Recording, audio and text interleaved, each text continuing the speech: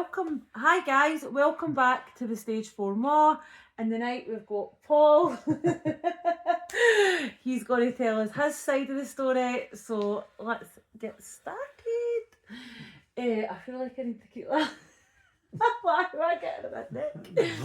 Anyway, so Paul, what do you want to talk about first?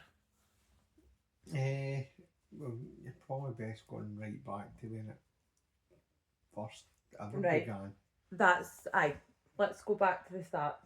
So the start was obviously when you were getting all the bleeding and stuff.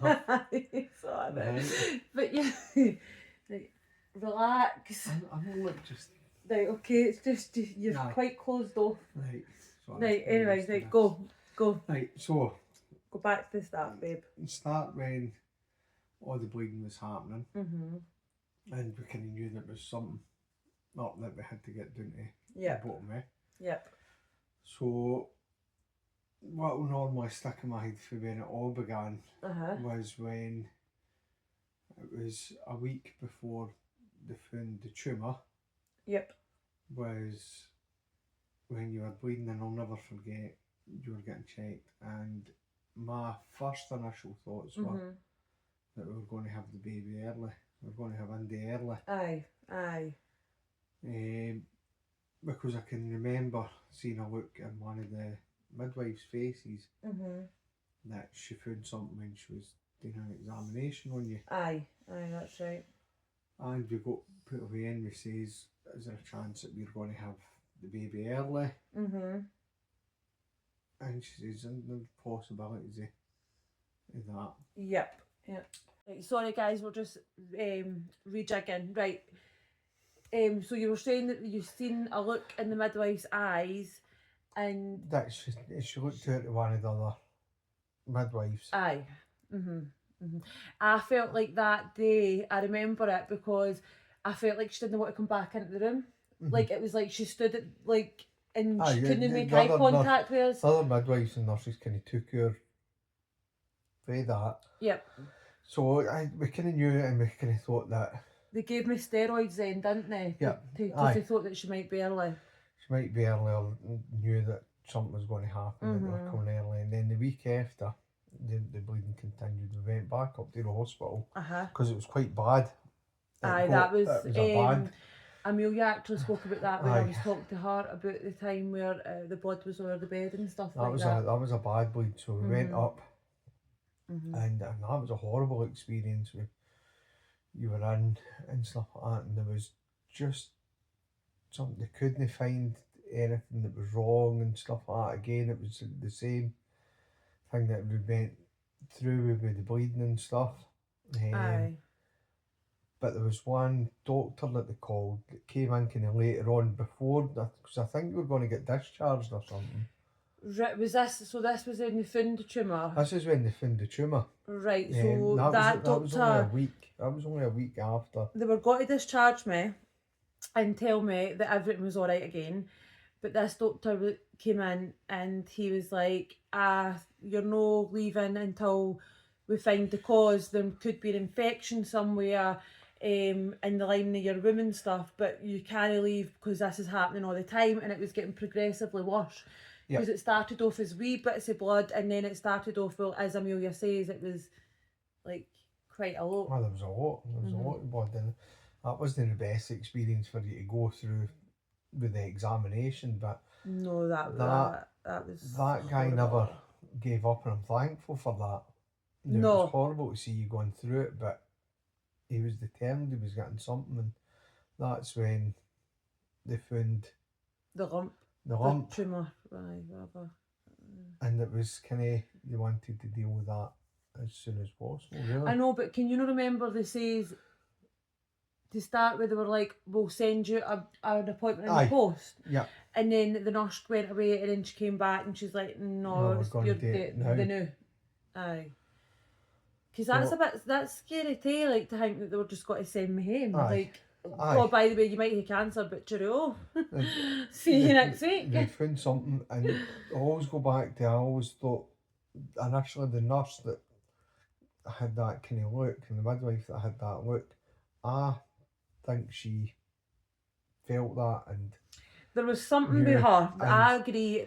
Because I felt like, I don't know if you and remember, I don't know but if it was to buy us time, maybe giving you more time with the pregnancy, because it would I have don't initially know. got Because would they found be out. allowed to do that? Like, I don't know, but I do get what you're saying, because I remember her standing at the door and she wouldn't even come in the full door, like, and she just like To use the steroid, gave it me the maybe steroids, maybe gave Andy more chance, and then a better chance for getting the steroid uh-huh, into her and giving more time, aye, because it was going to get found out. And I because think that made sense to me now. What that look was, it wasn't. we thought it was that they thought that she was going to become an early. That's what we thought Aye. the look was to start with, until obviously all of this came about. But because I can remember, it was like she couldn't look at us. It was weird. It was weird, that one. And then obviously we got the biopsy. We went through. We got the biopsy when that doctor found the lump. Aye. And then how long was it we waited? Did we meet Dr. Mills? I met Dr. Mills. It was him that done the biopsy. So he done the biopsy, and we were pretty much getting, it was 50-50 50-50. to what he would think. And it was either cancer or it was a fibroid. And I think deep down in me, once you told me what the two options were, deep down I knew what it was. But I didn't want to think that. I just wanted to stop. No, because you were quite positive. I remember, like, I don't know if you remember this, right? But driving to the hospital in the morning of the results, and it was green lights all the way, and Paul was like, "This is a great sign. It's green lights all the way." Aye, great. Green lights all the way. Aye. Aye, but that wasn't a good sign, was it? It was probably just Gina's grace. Green lights all the way to cancer.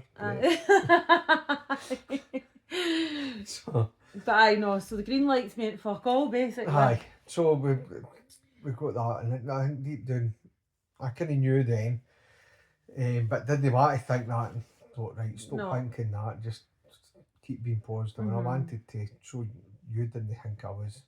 I know, because I think I actually cried more that week, kind of week and a half, thinking that it possibly could have been cancer, than when I actually got told it was cancer.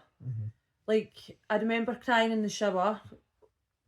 Aye, you'd done a random, it's understandable, to be honest with you, but just randomly just burst out greeting sometimes, and then when they told me, it was like, so you try to be there to make sure, look, it's all going to be all right, we're going to be fine, this is just a procedure.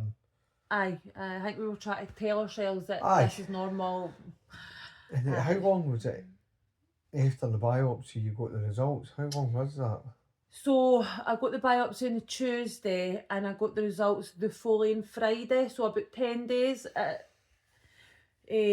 they had the results by the Monday. They put the results straight into a black cab and stuff. No, it was, they put the the results of biopsy into a black cab and stuff. So they actually put it into a black cab, and it got like sent straight through to the Royal, because they wanted so the it went results. priority, didn't it? Aye, because they don't usually get results that quick. Yeah. But I got the results pretty quick. It was 2 days after my 31st birthday too. Aye. What was that? Great birthday present. Ken, COVID the year before for my 30th. Aye. Cancer for my 31st. The cursed birthdays. I know. But aye, so then can you remember what you thought when they said that? Because can you remember what Dr. Mills said? So going in there, and it was pretty much, it was straight down to it. It was like there was no hanging about. No. It was, how are you? Good to see you guys. And then it was sitting down, and you were like, right, we've got the results and stuff like that. And you said, right, just give me it, whatever it is. Aye, just tell me. Aye. It didn't hang about. It was like, no dancing about. It was just said it's cancer. Aye. And then I can remember I'm going through that. It's curable and Aye, stuff like that. We aye. could get this Treatable. cured, treatable. I'm no, We've it's like got a plan. We've got a plan. it's cancer, on, but I'm fairly certain it's treatable. Aye. And then we've got a plan in we've got a place. plan in place. But this point, it was like the room, or everybody kind of went small. It was like Aye. just weird, and I kind of couldn't believe it. I think I was taking palpitations and everything. And it was like. I can remember is I'm saying it's cancer, and you went, and I was like, breathe, Paul. Aye, the wee nurse helper woman was away getting me water and everything. And every time, when I was in labour with Amelia, Paul was getting water. When I was in labour, like literally pushing Amelia out. Aye, they were trying to keep me gas in he was air. getting gas in the air and getting water. So this is like not the first time that Paul's done this to me. And it wasn't the last time, because he done it the second time as well when I got told. Aye, that's right. Dr. Stilly was like, Paul, are you alright? Aye. Never mind you on. Because there's sometimes you didn't take king, you're just alright, I need water, right? No, I know. Fine. It's very, like, when they told me the second time, I was like, right, and you didn't understand the second time. And what we're doing, like, how are we fixing this? Like, how are we getting rid of this? Like, I didn't really actually take in the fact that that wasn't going to be an option this time. So we eventually had, once they kind of brought me round and resuscitated me again. They kind of brought me back into the room, and was kind of more focused then. I could you kind of listened. Channel into what they were saying, so it was like, right, you're going to have the birth, and it was going to be by caesarean. During the caesarean, we're going to be doing this procedure, and it was a full hysterectomy. And stuff like that, so then it was time to get kind of the game he'd on. I had to sign all the consent forms and all that there and then. And we had to, take in the news, and then get super prepared for a baby coming. And that was going to be a lot quicker than what we thought. And premature too. So we had a lot of things to take in. It kind of took your mind slightly off. I kind of just went to cancer, if that makes sense. It kind of, the bad news, you've got good news and bad news in some weird way. I just kind of then focused on Indy. Like, you went into a zone. Like, mum, like, I need to hang, and then obviously we had to tell the girls, and we didn't tell them to start with about the cancer. We told them just that the baby was having to come early, and just try to get them excited. It was a discussion that we had to have. I always thought it was better to tell the lassies were an age. And I know, but I kind of didn't. I think I probably didn't want to admit that was actually going on. Like, I think you didn't want to hurt the lassies either. No, and I think telling them actually made it real. Like, it's alright us talking about it and that, but having to sit your veins down and tell them, by the way, mum's got cancer. Anyway, so no. They did though. They did. That's the scary thing. But I just think having to sit them down and tell them made it real. Like, I could have told every Tom, Dick and Harry I had cancer, but telling your veins, that makes it real. So there was a lot to prepare and get ready just in that kind of space of time, and I pretty much finished up. Was it the day before you were going in for your caesarean? When did I finish? I pretty much immediately finished. No, you did. You tried to, but I tell you to just go. Aye. There was no point in you being in the house annoying me. So I finished that. You finished work on the Wednesday, and came back, picked me up, and took me through the Royal. And then you were off for then and until that was me off until after Andy was after my treatment. I took time off so you could get through treatment. We made sure Andy was alright and made sure you were kind of more fit, and then I was going to do a return to work, and this happened in the May, and I went back to work the end of September, start of October. Aye, because my last treatment was 24th of September. Because we went to Craigtara for a kind of wee break, and then I went back to work. Aye, that's right, that was horrible. Craigtara, He gone back to work. No, Craig Tara it wasn't the best time to go on holiday the week after finishing treatment, because you didn't realise how fucked Done you in are. you. Aye, I think like, it all can hurt you then too Aye. because you're gone. aye, and we were like, the caravan we were at was at the top of a hill like that. So imagine me having to walk up that hill after having radiotherapy, internal radiotherapy, like, and chemo as well. So aye, it was a lot on my body. There was a lot to do. Mhm. A lot on you. Mhm. But we got there with it, and once you got to the hospital, it was horrible leaving you because I could see how nervous you were. Aye. But you had to be there for the other Wednesday. I would kids have as rather well. you been at the house anyway. There was Aye. no point in you staying with me, because you've got to think the lassies were an age that they would have worrying as well, because they knew at this point, didn't they? Aye. So we had that. We were obviously prepared and excited for Indy coming home. And then came through in the morning.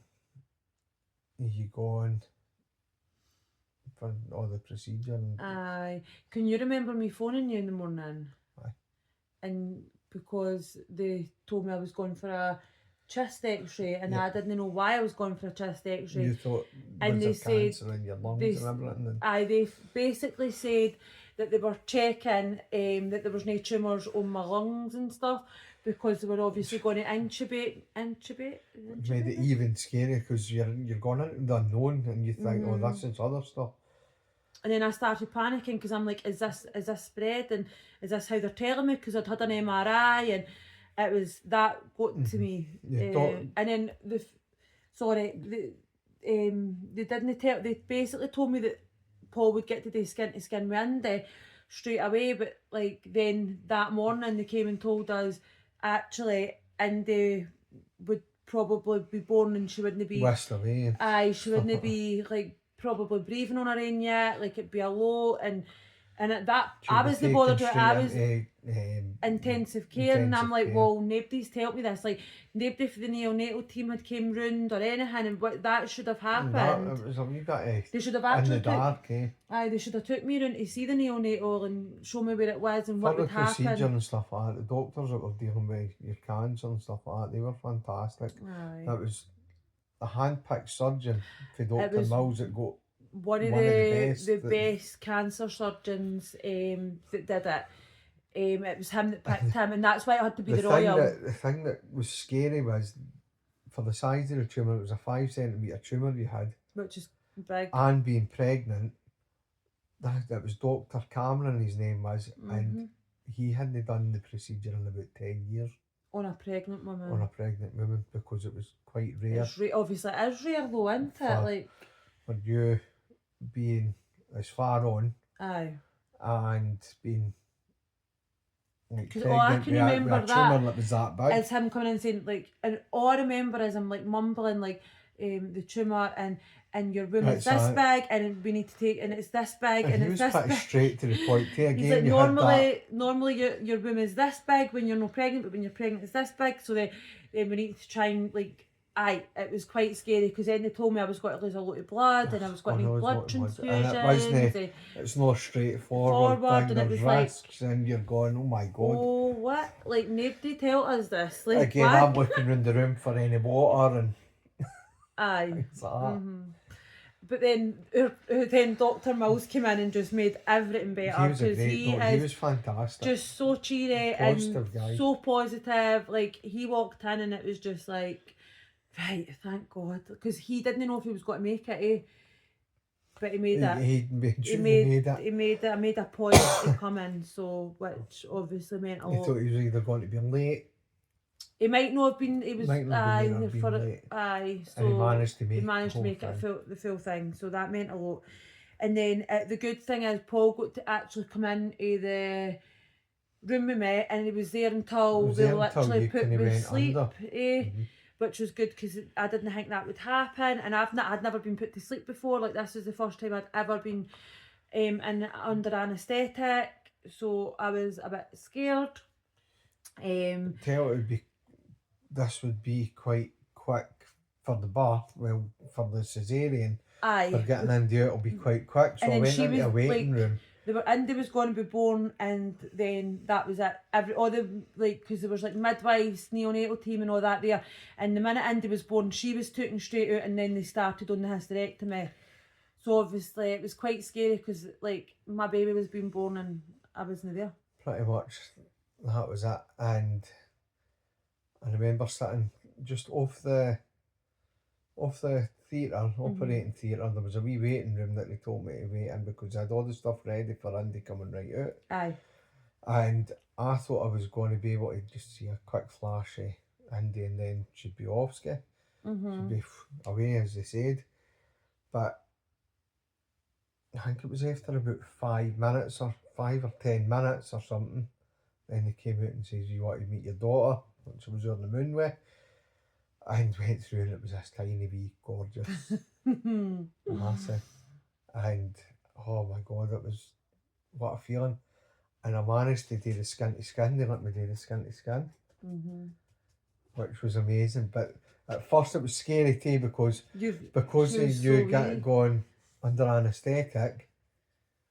She was sleeping, so they had to try and they were massaging her. They had to make her wake her up and come round. And then she came round and she was doing amazing. And I got a wee hold at her and, like I said, done the skin to skin, which was important.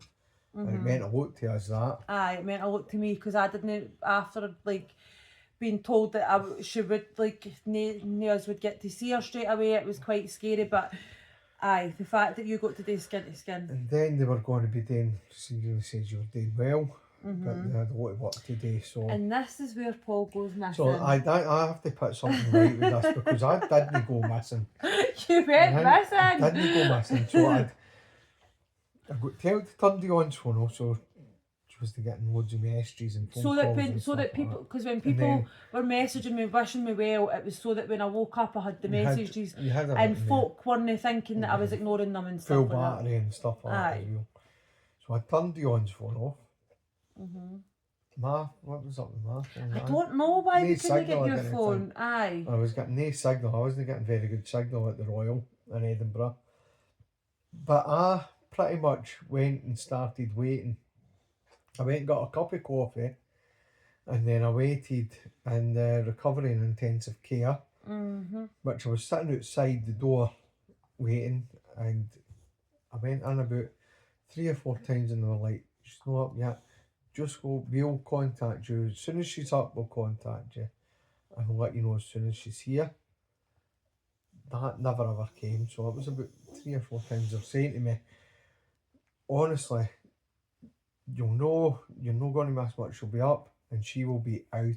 She'll either not be making sense, she'll know what's happening, she'll be out zonked, that'll be, don't get scared because she's not going to be..." Right, that was wrong. No. That wasn't the right I don't thing. know My mum had came to the hospital and I'd went and got lunch in the canteen when we were waiting. He went missing? Eventually I got the call to say, "Dion's waiting for you, where are you?"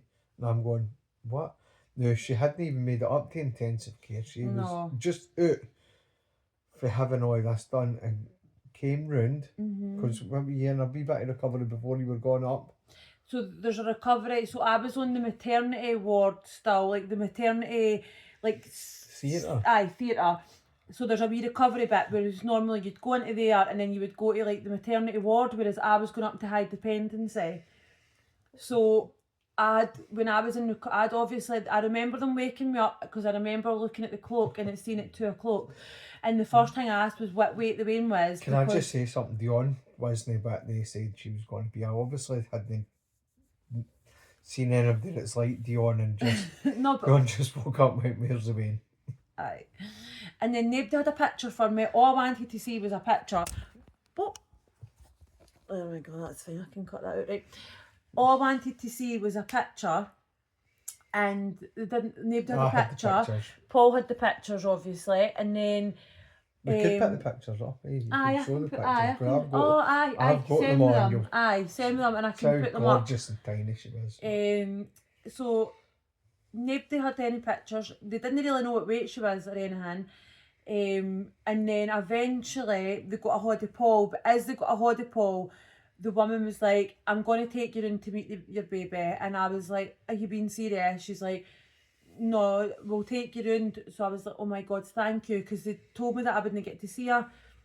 And then I went round and then they were like, do you want to hold her? So I got to hold her, and I'll put a picture in of me holding her up, because I've got that. That's one of my favourite pictures. And then she held, so I had like a thing into an artery here, right? Because obviously my veins are really bad anyway. So it was to make sure they had direct access to me. You were connected everywhere. Aye, and the Indy grabbed onto it, and they had to like try and prise her wee hands off. Welcome to the Gallicers. So no, I was raging. I was like, where is it? I was greeting everything. I was like, and the woman's like, it's fine. And I was like, does this to me all the time? Didn't do it all the time, No. but Because I'm not in surgery all the time, but no, but that's probably one thing that wasn't making sense. But that was. I'll never forget your look of just walking in, you just looking, I'm going, oh shit, I'm for it, and I'm going, but you're not meant to be wet. No, well. And you're just going, where were you? Mm-hmm. And then it wasn't until like 3 days later that I found out he was actually away for lunch with his mum.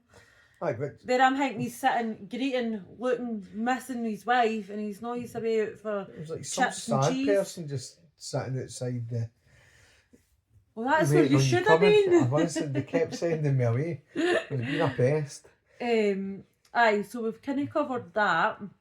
And do you want to cover the treatment of this time, and then we'll do a part 2? We'll do a and you part 2, can yeah. talk about the second time. Aye. So, what can you, like, obviously gone through treatment in that this first You've got time? six weeks recovery. 6 weeks to cut. Oh, right. Can I just say something as well? Just obviously we went through all the stuff with, like, where Andy was in the Royal and stuff like that, but so hard when you got a premature baby. It's like, doesn't it feel like your own baby, and because of all the checks that you get when you eventually got released for St John's, that was horrible. Aye. I was, and there was an inconsiderate midwife that. I'm not saying anybody should have children to know what they're on about, but everything was like with a textbook. Like, you're not feeding right and stuff. Basically, you're breastfeeding, which I was is a breastfeeding, big right? Now, I've tried to breastfeed all 4 of the kids, right? And I'm in there, managed successfully. And I genuinely do think that was because, 1, she was early, so I made it a mission. 2, I had the support of the hospital, because if Indy had been full term and I was in the house, and I've got Cole who's 2 hanging from my neck and having to get the girls ready for school and that, things would have been different.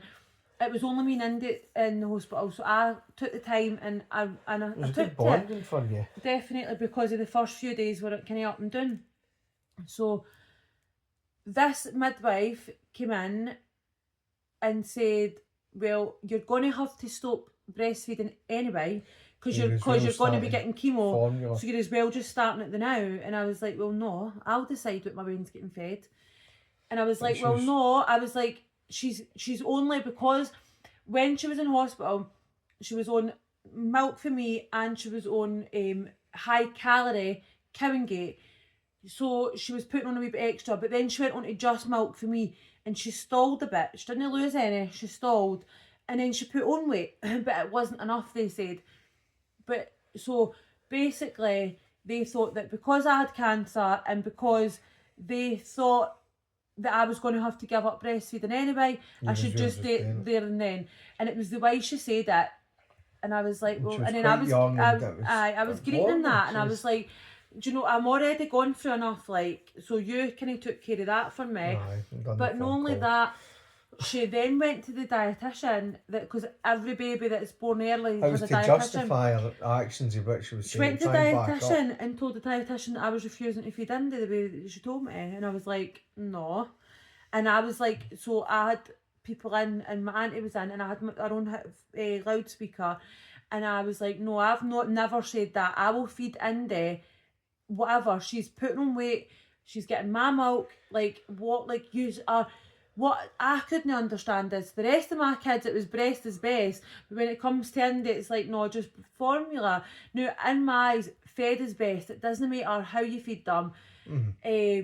But it was the way it came across, like, well, you're going to give up anyway, so why not just eat it now? No, I'll decide. Like, aye, shoot. And then she kind of came back, didn't she? And it was a bit awkward, but I was just like, I was already... Our feelings, yeah. My hormones were all over the place anyway. Like, I was dealing with a lot. Like, don't, like, when I'm able to do something, that knowing that in a few weeks' time that I'm not going to hardly be able to lift my vein, never mind feed her, like, let me do what I want to do. Like, she wasn't malnourished, I can assure you. So well, it just felt like you were sharing your kid. It wasn't nice. It was like, horrible. St John's were brilliant. It was good, but you did jump through hoops. What was the name of that? Like, the thing, because it was a specialist midwife and that. Neonatal at home. Neonatal at home. It was horrible. I don't know if anybody's ever went through it, but I didn't enjoy that. It was nice. No, that was just that woman. The other women were nice, but they were coming out on a Sunday and that. But it was I asked to get home because, and I asked for Indy to get home because you want to spend as much time as a normal kind of family, much as you could. Before Indy got home on the Wednesday, and I had an appointment with my cancer doctor on the Thursday, but. So that's why she got out on the Wednesday. They were wanting to keep me into the Friday, but then I burst out greeting again. And they were like, look, what about Wednesday? I was like, that's fine. I got out for 12 o'clock on the Wednesday. They were brilliant. As soon as they found out we were getting out the coop, they were like, right, let's get you home. They were really good that way. But when I got home, I got a phone call from the doctor to say that the pathologist results weren't back yet. So I didn't have to go back until the following week. So we actually got a full week before we had to think about anything cancer related. Aye. So it was quite good. It was good. And then obviously we get to the stage where you're starting to go through the treatment, and then it was we got your schedule in, and what you were going to be doing and what the plan was. And then that journey started, and we were put on to, like, there's a list of charities and stuff like that. Have a look at these. I just say something, I've never had any good experience with them, and I mean, it's different for other people, but that's just my opinion. Do you know what's and this is something I'm going to start raising awareness. I think you see like cervical cancer as a lesser cancer for some reason. But I don't know how. That's my, like I say, it's maybe a bit. That's just my opinion on it. The thing with cervical cancer is there's not a lot of charities that I've found for people with cervical cancer. So this is something that's my ambition. Obviously, I'm doing this podcast to raise awareness. And obviously, I feel like hopefully one day my aim is to start up a cervical cancer charity. Because I've got friends. All cancer's cancer. Aye, no, definitely. Cancer's cancer. Doesn't matter. Stage 1 to stage 4, incurable. It's the same thing. Everybody's journey's different, but cancer's cancer, regardless. As soon as you hear that word, it's. But I've got friends that have got cancer, and they've got charities that are specific to their type of cancer, and they're getting like presents at Christmas and flowers, and I honestly think that's absolutely fantastic.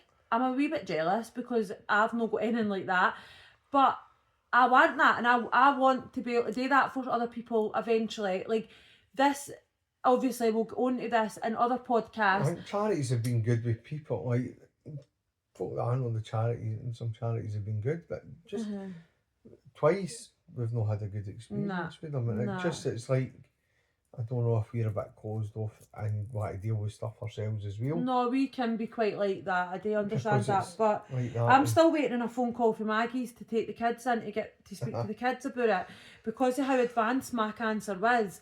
They were kind of like, to start with, it was like they were kind of preparing for the worst, and to prepare the kids and stuff like that. Obviously, but anyway, that we'll go into that in different thing. But my ambition and stuff is to be able to be that. I want to be that charity for somebody. I want to be that person that's phoning folk to make sure they're all right. And I'm going to Because turn you've had this. the experience of like the way you would like to be treated, Aye, so you could put it out that way. I want to help somebody and turn my cancer journey into a positive if possible. Because I'm trying to see the positive in everything, and if I can help somebody, and obviously like starting this podcast is to raise awareness about cancer, and I'm obviously my plan long term is to have people that I've got all different types of cancer on to come and talk. Like they'll maybe not be in my bedroom, right enough, will maybe go somewhere special for that. They'll maybe not want to be sitting in my bedroom in their jammies, but this is just how we're doing this now. And hopefully one day that I'll have a wee charity that can help people, and but it's where to start. It's a minefield, isn't it? But aye, so I think we'll kind of finish up there. Or you got anything to say about treatment? We'll go on to how we got through the treatment and Right, stuff like that. sound. Let's go. We started the treatment and gone through it. It was hectic. That was hectic. Having Every a day. newborn and Can you remember she used to greet? cold, and aye, that was right. I mean, we had good support for family and friends and friends running about. We had good support for them. Izzy, one of my pals that I walk to school with every day, by the way, Fantastic. She took my wings to school nearly every day, brought them home every day. Like the family would like take the kids so we could go through the treatment and stuff like that. Aye, or because every time we would have Andy would have to come with us, and the nurses loved her, didn't they? They loved us taking her in for radiotherapy and that, because they would offer her and it was good spending time. We're having the time off and seeing you. That's the first time I've been able to kind of, without having to rush back to work. Because you went back to work 2 days after I had cold. Aye.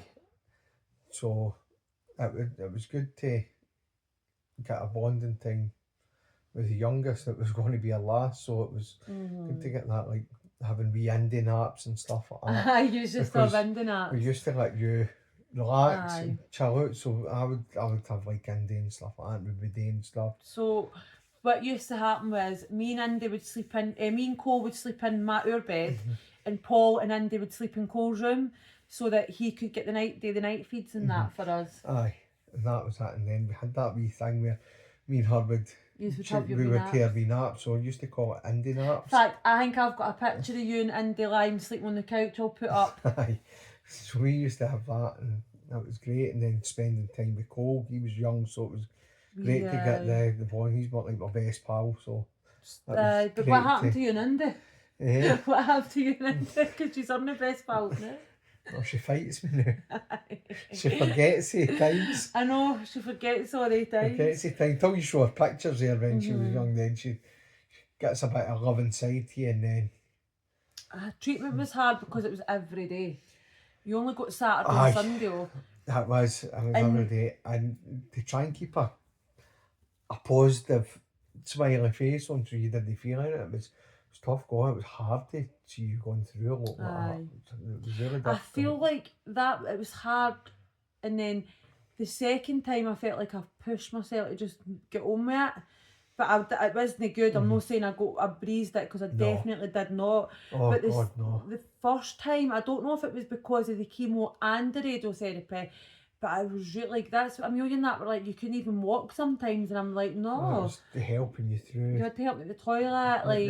Didn't you have a shower then? No, you had to help me step in. So it was into the bath, step into baths and then like wash you and. Remember, like, I had that thing at my back. I had to go for an MRI because of it. It was horrendous. But it was a slog. We got there, we grouped together, and what we did, we were quite a close family. We all kind of worked in, and the lasses were a good help. They were brilliant for being so young. It was. They've done well. They've done me proud anyway, that's for sure. Just smiles on their faces, and they just go. A lot of folk didn't even know that Amelia and Kendi were going through like that. You take your hat off to them. And then we got you through all that, eventually thinking that was going to be us. We were through it. Aye. And back to work, start making money again. And aye, looking forward to try and getting a holiday and stuff like that. Did we get a holiday in it? No, we had Craig Tarn, we got a holiday the year after. Oh, we had Craig Tarn, we went to Belmadina, and then Belmadina. that was the holiday, then we went to Portugal the year after. Aye. So, but that'll do us for, Right. that's us up to there, and then we'll go on to the grueling one. The grueling one. The second one, the one that scares the life out of me. So. The one that Paul's got a lot to say on, so tune in for that next Wednesday, or we could do it on Sunday. Sunday. Right, Cranky's got a lot to say now. Thank you. Right guys, thanks so much, and I will check in with you all soon. Bye.